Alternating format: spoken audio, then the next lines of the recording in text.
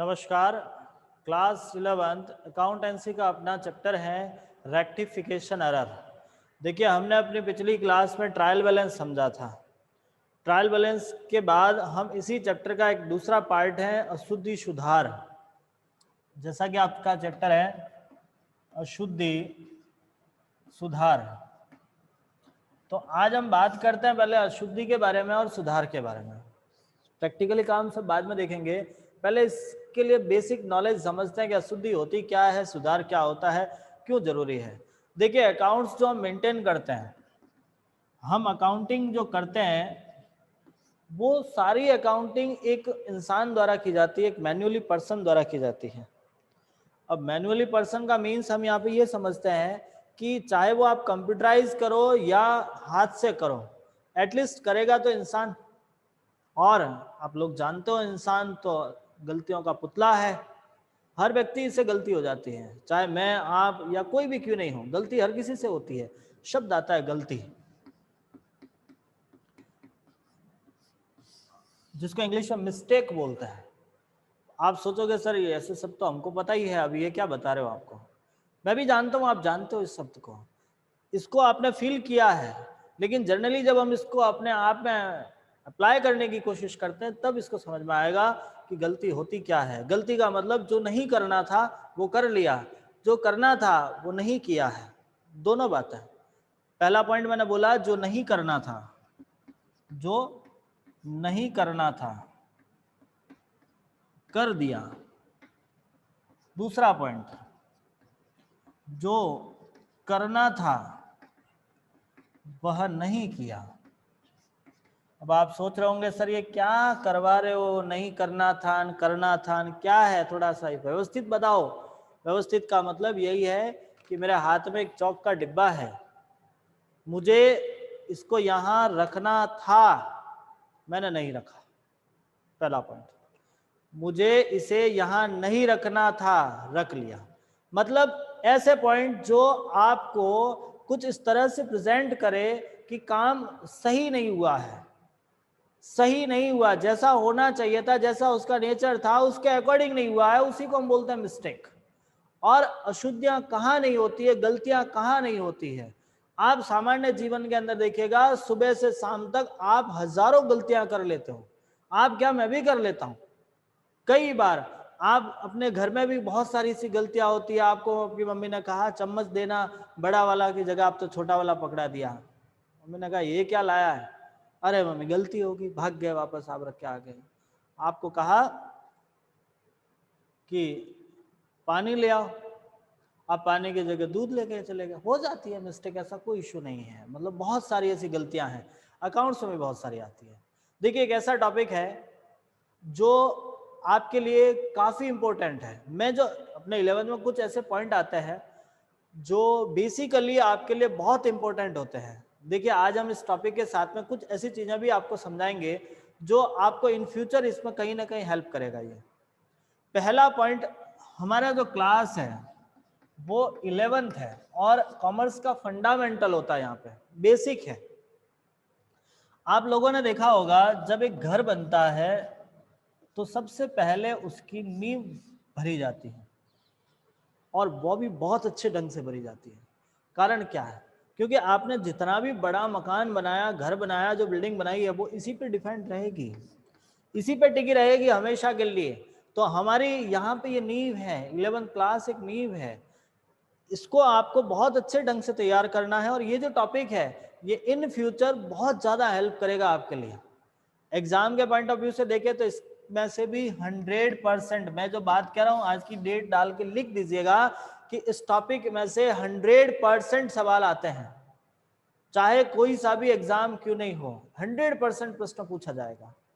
अब हम बात करते हैं इस टॉपिक की, अशुद्धि क्या होती है, उसका सुधार कैसे करते हैं। तो अशुद्धि के बारे में मैंने थोड़ा सा आपको बता दिया कि जो गलतियां होती है, जो काम आपको नहीं करना था आपने कर लिया, जो काम आपको करना था वो नहीं किया है, कुछ एक्स्ट्रा कर दिया। आपको कहा कि 1 किलो केले लेके आना, आप 1 किलो के साथ में 2 किलो ले आए, गलती हो गई। 100 रुपए देने थे, आपने 200 रुपए का नोट दे दिया, गलती हो गई। तो हम ये कह रहे हैं कि हमारे से वो सारे काम जो सही नहीं हुए हैं वो सारी गलतियां हैं, अब उसका सुधार करेंगे यहाँ पे। अब सुधार कैसे करना है, तो सीधी सी बात है, जो गलत हुआ उसको उल्टा कर लो, जो गलत हुआ है उसको सही कर लो। अब मान लीजिए आपको आज सुबह 1 रुपए से, या आपको मान लीजिए एक काम था कि आपको अकाउंट्स की नोटबुक लानी थी, आप गलती से बिजनेस की नोटबुक लेके आ गए हो। अब आपको मैंने कहा कि भैया इसका सुधार करो। क्या सुधार करोगे? बिजनेस की रख लोगे, अकाउंट्स की ले आओगे, और क्या सुधार हो सकता है इसका? तो प्रैक्टिकली इसका सुधार करना बड़ा आसान है, लेकिन यदि हम यहाँ पे बिजनेस और अकाउंट्स के पॉइंट ऑफ व्यू से देखते हैं तो थोड़ा सा आपको यहाँ पे स्ट्रक्चर समझना होगा, थोड़ा सा यहाँ पे सिस्टम को समझना होगा, और उन सिस्टम को हम यहाँ पे समझते हुए काम करते हैं। एक शर्त है इसको समझने के लिए पहले, और वो शर्त ये है कि जब तक आपको सही नहीं आएगा आप गलत का पता नहीं लगा पाओगे। जब तक आपको सही के बारे में पता नहीं है आप ये नहीं पता लगा पाओगे कि ये गलत हुआ है। ये हमेशा ध्यान रखिएगा कि आपको पहले सही आना चाहिए, सही पता होगा तभी हम गलती का पता लगा पाएंगे। तो सही और गलत का ये रोल कहाँ से कहाँ स्टार्ट होता है, तो हमें यहाँ पर जर्नल से लगाकर ट्रायल बैलेंस तक की सारी चीजें बिल्कुल क्लियर होनी चाहिए, क्योंकि जब तक आपको जर्नल नहीं पता है तब तक आप ये नहीं पता लगा पाओगे कि सही हुआ या गलत हुआ है। आपको लेजर नहीं आती है तो आपको ये नहीं पता चलेगा कि वो सही पोस्टिंग हुई या नहीं हुई है। जब तक आपको ट्रायल बैलेंस नहीं पता है आप ये नहीं पता लगा पाओगे कि आपने अकाउंट सही ढंग से लिखा या नहीं लिखा है। तो आपको जब तक सही नहीं पता होगा आप गलती पता नहीं लगा पाओगे, और जब तक गलती नहीं पता चलेगी सुधार कैसे करोगे।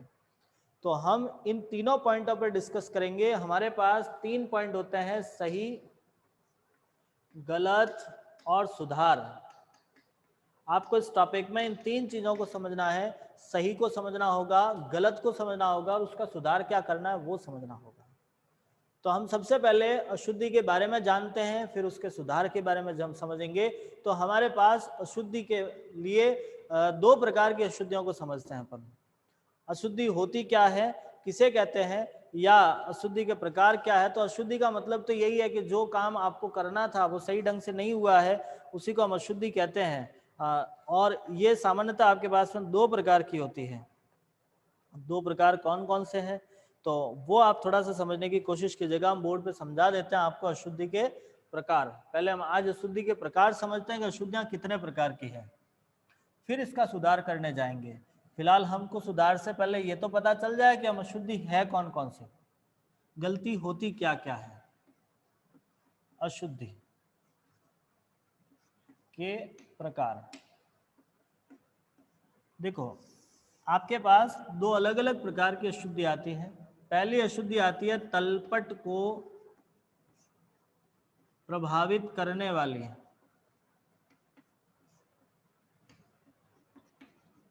और एक आती है तलपट को प्रभावित नहीं करने वाली। देखिए आपके एग्जाम में भी प्रश्न पूछा जाता है अशुद्धि कितने प्रकार की होती है, समझाओ। नहीं करने वाले। अब आपके दिमाग में प्रश्न चला सबसे पहला, सर ये तलपट क्या होता है।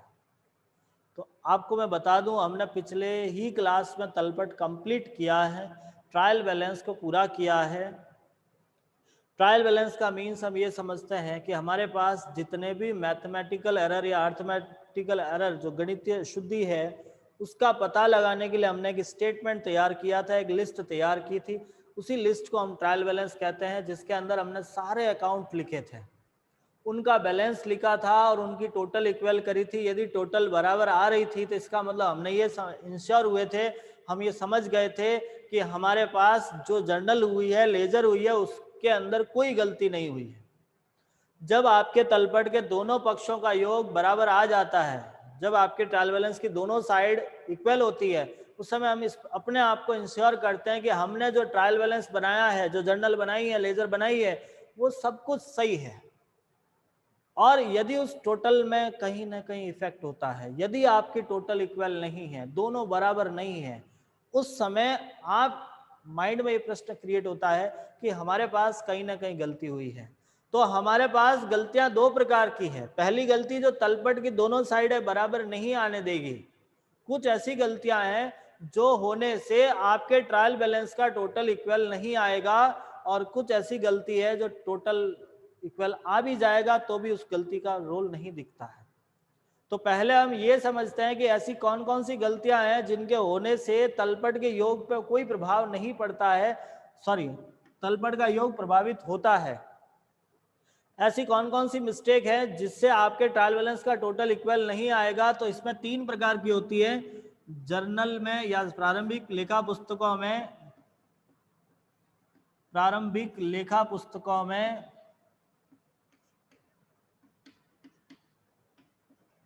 एक आता है खाता बही में,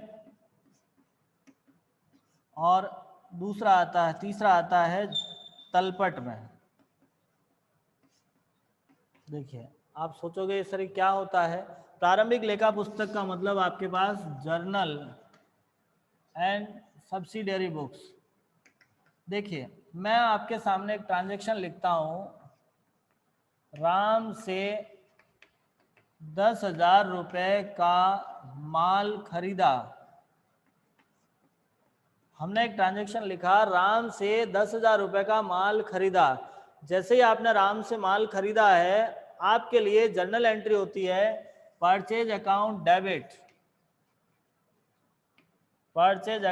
डेबिट टू राम। अब आपको लिखना था 10,000, आपने राम में गलती से 1,000 लिख दिया। भाई आपको लिखना था 10,000, बाय मिस्टेक आपने राम में 1,000 लिख दिया, 1 जीरो कम लिख दिया, भूल गए लिखना, गलती से कम लिख दिया। अब आप इसकी टोटल लगाओगे, जब डेबिट साइड और क्रेडिट साइड की टोटल लगाओगे 9,000 का डिफरेंस आएगा।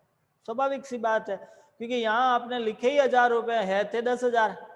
तो ये जो मिस्टेक होती है कि किसी साइड में आपने कम अमाउंट लिख दिया है, कहीं ज्यादा लिख दिया है, कहीं आपने नहीं लिखा है, या किसी गलत अकाउंट में लिख दिया है, तो उस कंडीशन में आपके ट्रायल बैलेंस का टोटल नहीं मिलेगा। ये प्रॉब्लम आपके जर्नल में भी हो सकती है, सहायक बही में भी हो सकती है, लेजर में भी हो सकती है। लेजर में भी क्या कई बार ऐसा होता है कि आपने गलत साइड में अमाउंट भर लिया। अब जैसे इसी का हम लेजर बनाते हैं, मान लो आप परचेज अकाउंट बना रहे थे, हम यहाँ पे परचेज अकाउंट बनाते हैं। अब आपको परचेज में लिखना था टू राम, अमाउंट था 10,000, उसकी जगह पे आपने लिख दिया 1,000। अब परचेज को 1,000 रुपए से लिख दिया, ऐसी कंडीशन में आपका परचेज डेबिट होना था 10,000 से, आपने तो 1,000 से ही कर लिया, 9,000 से डिफरेंस दिखा देगा आपका। तो हम ये कहते हैं कि यदि आपने कभी लेजर में टोटल गलत लिखी है, आपने ट्रायल बैलेंस के अंदर लेजर में बैलेंस गलत ट्रांसफर कर लिया है, गलत साइड में पोस्टिंग कर ली है, तो ये सारे ऐसे कारण होते हैं जहां आपके ट्रायल बैलेंस का टोटल नहीं मिलेगा। तो हम ये समझते हैं कि हमारे पास 3 ऐसी गलतियां हैं जो आपके तलपट के टोटल को प्रभावित करती है, और वो गलतियां होती है प्रारंभिक लेखे पुस्तक में, दूसरा आता है आपका खाता बही में, और तीसरा आता है तलपट में। खाता बही में आपकी मिस्टेक कैसे हो सकती है, तो आपका गलत साइड पोस्टिंग हो जाए, गलत अमाउंट से पोस्टिंग हो जाए, अमाउंट गलत आपने आगे फॉरवर्ड कर लिया, बैलेंस गलत फॉरवर्ड कर लिया है, गलत साइड में फॉरवर्ड कर लिया है। ट्रायल बैलेंस के अंदर भी एक ये चीज है, किसी अकाउंट का बैलेंस गलत साइड में लिख दिया, आपने टोटल गलत लगा दी, तो इस तरह से आपके ट्रायल बैलेंस की टोटल इफेक्टिव होगी। लेकिन कुछ ऐसी गलतियां हैं जो होने के बाद भी आपका ट्रायल बैलेंस इफेक्टिव नहीं होता है। तब आपके दिमाग में प्रश्न चला, सर ऐसे में तो आपको ट्रायल बैलेंस बनाने से क्या मतलब, जब तलपट बनाने के बाद भी हमें ये नहीं पता चलता कि हमारी गलती हुई या नहीं हुई है, तो तलपट बनाने से क्या मतलब। लेकिन हम ये समझते हैं कुछ ऐसी गलतियां हैं जो तो तलपट से हम निकाल देते हैं, लेकिन कुछ ऐसी भी मिस्टेक है जो तलपट से नहीं निकलती है, उनको थोड़ा सा समझिएगा। ये आपके एग्जाम के लिए बहुत ज़्यादा इंपॉर्टेंट रहती है, एग्जाम में इन चारों को पूछा जाता है। 4 ऐसी गलतियां हैं जिसको आपको समझना होगा। पहली आती है भूल की अशुद्धि। भूल की अशुद्धि। दूसरी आती है हिसाब की अशुद्धि। एक आती है सैद्धांतिक अशुद्धि, और चौथी आती है क्षतिपूरक अशुद्धि।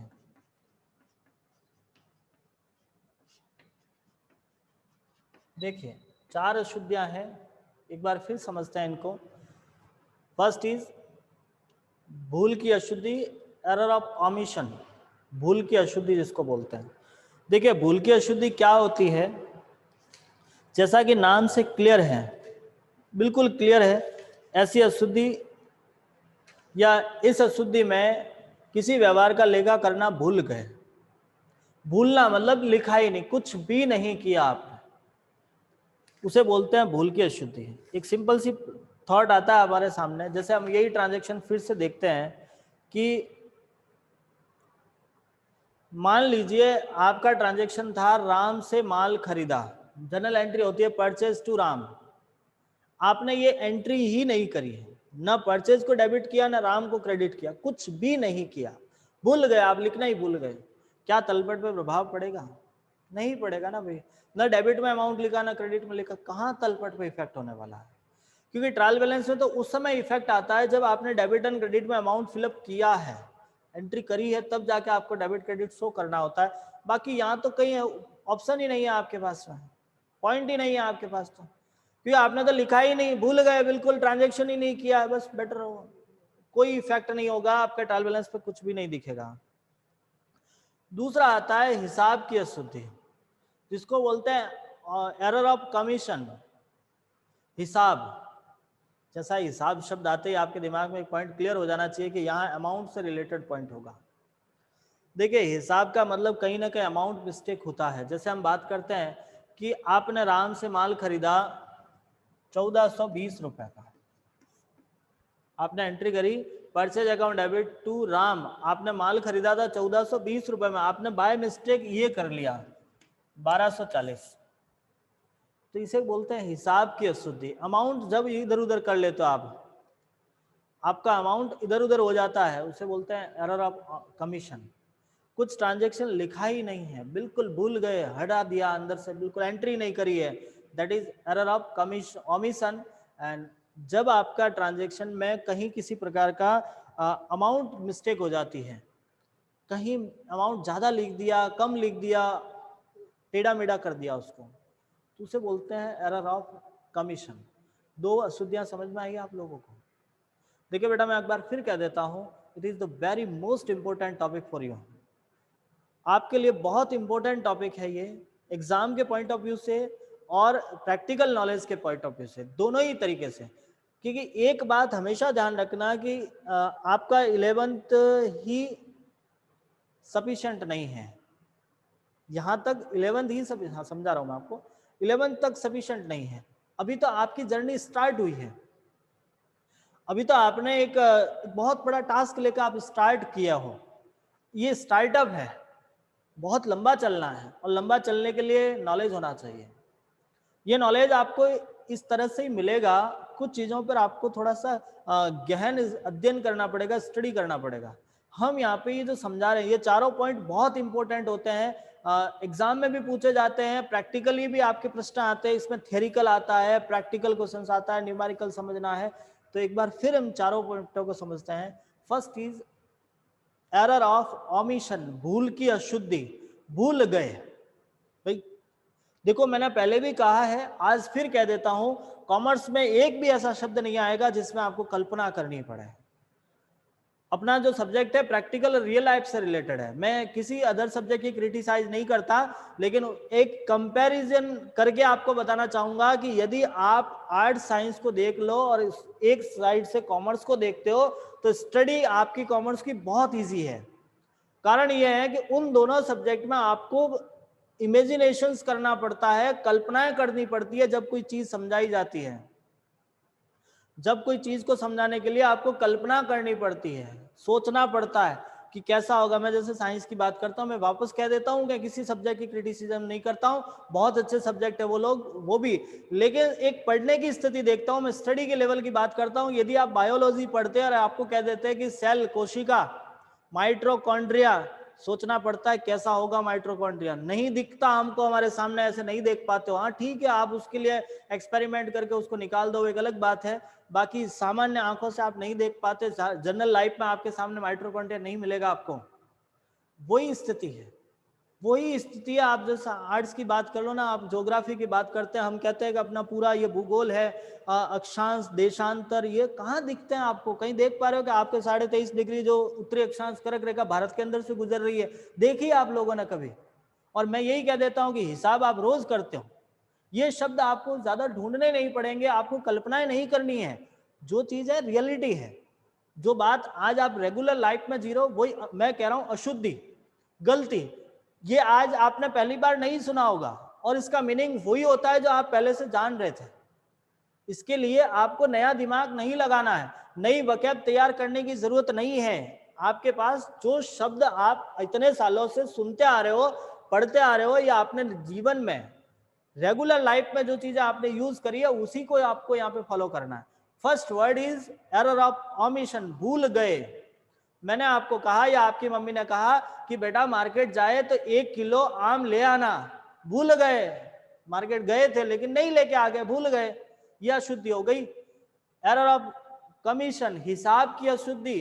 आपके पास 1420 रुपए देने थे, आपने गलती से 1240 दे दिए, लिख दिया 1240 रुपए, क्योंकि भाई क्या किया आपने, 4 को इधर से इधर ही तो लिख दिया गलती से। भाई लिखने में बहुत सारा टाइम लगता है, आप अकाउंटेंट, एज ए अकाउंटेंट बैठे हो, आप दिन में 1000 ट्रांजेक्शन होते हैं। एक बिजनेस के पॉइंट ऑफ व्यू से यदि आप देखते हो, एक व्यापारी को कभी अपने आप में सोच के देखना, कभी मार्केट जाके देखना, आप में से भी कई सारे ऐसे लोग होंगे जिनका परिवार में कोई ना कोई बिजनेस चला रहा होगा, तो उस बिजनेस को थोड़ा सा ऑब्जर्व करना कि वहां देखोगे आपके व्यापारी के पास कितने ट्रांजेक्शन होते हैं, दिन में कितने लोग आते हैं।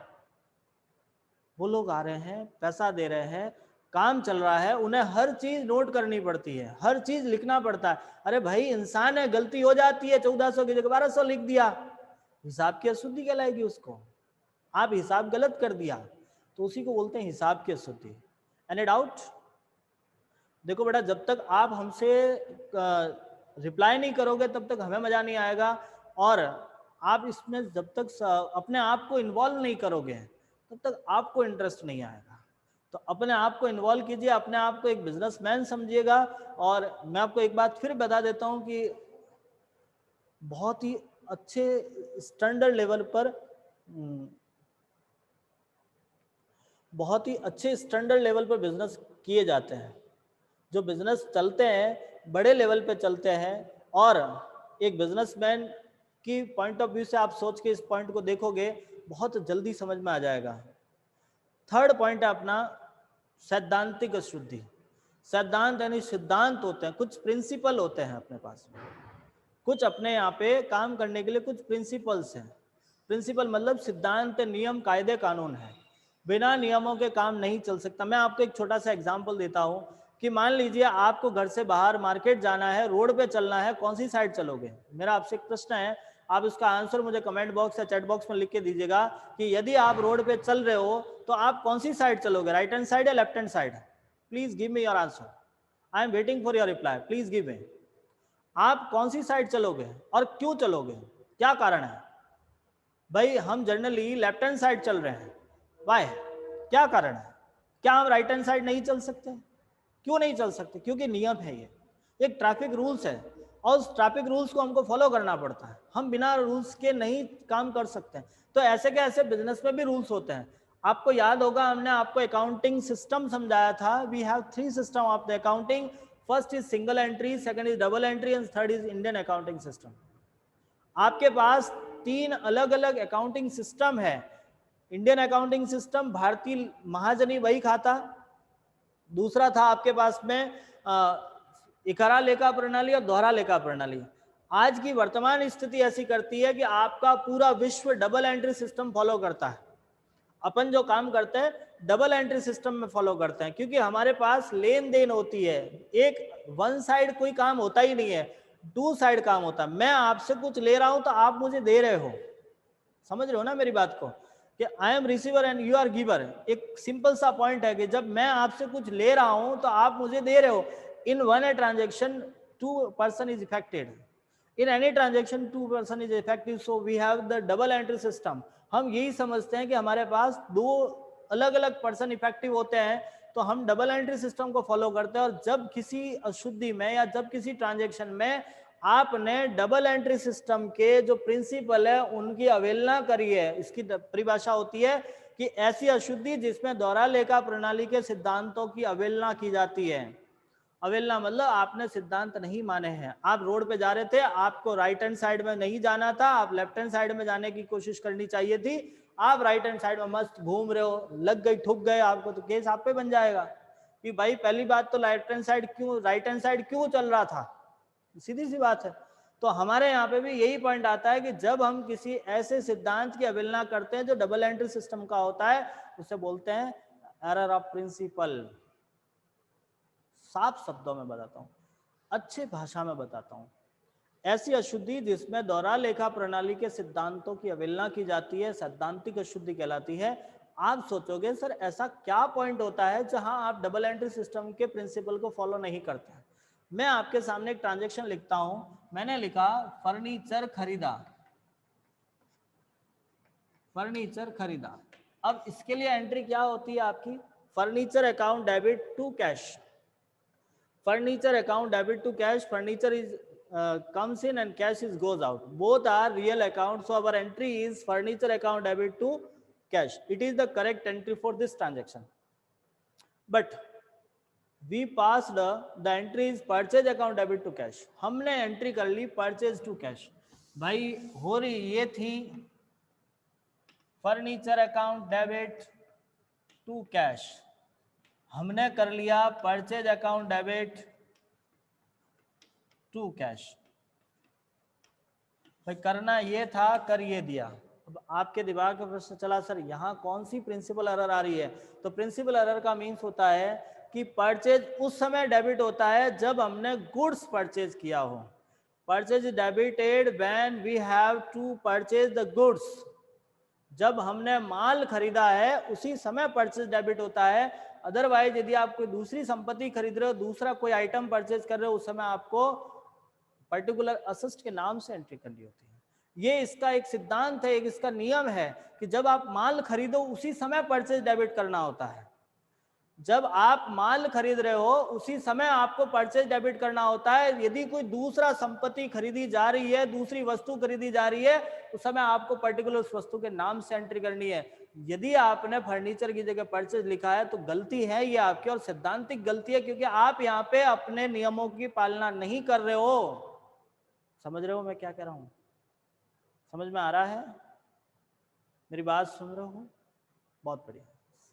नेक्स्ट एंड लास्ट आता है क्षतिपूरक।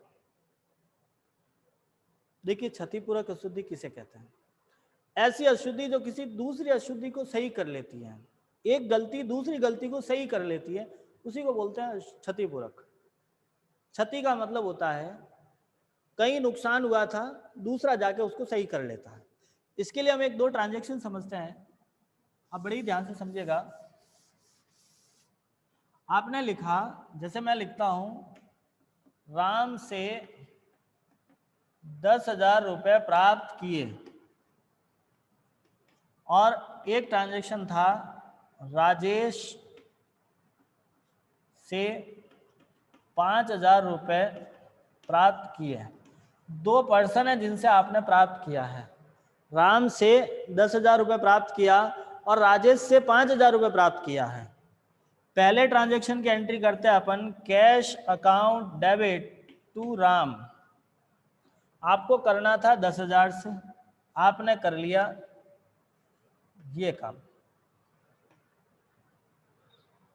कैश में तो आपने 10,000 लिख ही दिया, लेकिन राम की जगह आपके ने गलती से समझ लिया कि ये राजेश का खाता है, और आपने राम की जगह राजेश वाला अमाउंट राम में भर दिया, मतलब 5,000 को राम से लिख दिया।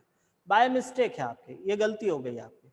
ऐसी की ऐसी सेकेंड एंट्री कर ली आपने cash account debit to Rajesh. Cash में तो वही आपने 5,000 ही भरा है, लेकिन राजेश में आपने 10,000 लिख दिया। नाम में कंफ्यूजन हो गया आपका, राम की जगह अमाउंट राजेश का भर दिया, राजेश की जगह राम का अमाउंट भर लिया। अब आप इसका बैलेंस टोटल देखोगे तो आपकी डेबिट साइड में भी 15,000 आ रही है, क्रेडिट साइड में भी 15,000 आ रही है। गलती तो हुई है लेकिन ट्रायल बैलेंस इफेक्ट नहीं होगा साथ में, ट्रायल बैलेंस तो इफेक्ट हो ही नहीं रहा है, लेकिन साथ में आपका एक गलती दूसरी गलती को छुपा देता है। क्योंकि यदि मान लो ये ट्रांजेक्शन नहीं किया होता हमने और यही होता तो तुरंत आपका ट्रायल बैलेंस पकड़ लेता, 5,000 का डिफरेंस होता, लेकिन आपने सेकंड ट्रांजेक्शन करने से पहले वाले में जो मिस्टेक हुआ था वो मिस्टेक आपने सॉल्व कर दिया। एटलीस्ट सॉल्यूशन नहीं है ये, बट आपका जो मिस्टेक है वो ओपनली नहीं होगा, वो दिखेगा नहीं आपको, तो इसी को बोलते हैं क्षतिपूरक अशुद्धि। तो आज हमने आपको समझाया अशुद्धियों के प्रकार। एक बार थोड़ा सा हल्का क्विक रिवीजन कर लेते हैं। अशुद्धियां दो प्रकार की हैं, तलपट को प्रभावित करने वाली, नहीं करने वाली। करने वाली 3 है, आपको अभी हमने समझाया था। ओपनिंग एंट्रीज के ओपनिंग जो रिकॉर्डिंग बुक्स होती है, चाहे जर्नल है, सहायक भैया है, लीजर में होती है, ट्रायल बैलेंस में होती है। और 4 ऐसी है जो आपके अशुद्धियां जो तलपट को प्रभावित नहीं करती है, भूल की अशुद्धि, सिद्धांतिक अशुद्धि, हिसाब की अशुद्धि और क्षतिपूरक अशुद्धि। आज आपको मैं काम दे रहा हूं, आप इन सारी अशुद्धियों के बारे में नोटबुक में लिखोगे, अपने लेवल पे लिखना। मैं एक्चुअली आपको नोट सेंड करूंगा, बट अपने लेवल पे आपने क्या समझा है वो लिखना है। वीडियो को एक बार नहीं 2 बार आप पॉज करके देख लीजिएगा, अच्छे से वापस रिवर्स करके उसको देखिए, लेकिन इसको अच्छे ढंग से सुनिएगा और वापस उसको लिखने की कोशिश कीजिए। जो समझ में आया वो लिखकर आप मुझे सेंड कीजिएगा। जब तक आप इसको सेल्फ नहीं करोगे आपको समस्या आएगी, समझ में कम आने के चांसेस रहते हैं। मैं उम्मीद करता हूं आप मेरी बात को बहुत अच्छे ढंग से लोगे, सीरियसली समझोगे और ये काम आज आप मुझे पूरा करके सेंड करोगे। इससे आगे हम कल अपनी अगली क्लास में उसका सुधार समझेंगे। एक बार आप अपनी अशुद्धियों को एक बार जरूर देखिएगा, समझ में यदि नहीं आता है तो आप हमें जरूर पूछिएगा। धन्यवाद। स्वस्थ रहिए, मस्त रहिए, व्यस्त रहिए।